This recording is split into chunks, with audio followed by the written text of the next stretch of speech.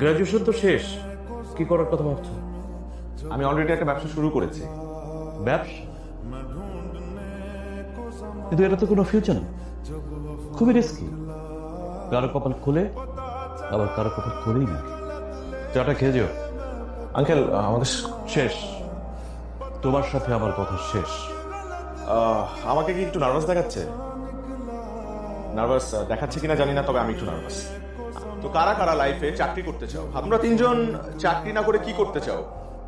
Business. তাহলে বাকিদেরকে একটা সাজেশন দেই, তোমরা আজকেই তোমাদের সিভি গুলো এই তিনজনকে দিয়ে রাখবে, কারণ একটা সময় এই তিনজনের কাছেই তোমাদের যেতে হবে চাকরির জন্য। আমরা আসলে আপনার সাকসেসের গল্পটা শুনতে চাই।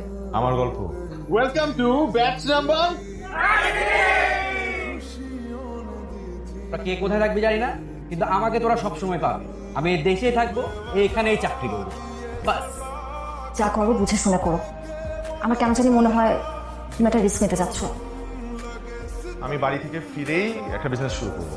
ক্যাম্পাসটা অনেক মিস করবো। আর আমাকে? তুমি তো আছোই লাইফে। লেখাপড়া তো শেষ করছো, এখন কি করবা ভাবছো কিছু? ব্যবসা করবো, উদ্যোক্তা হবো।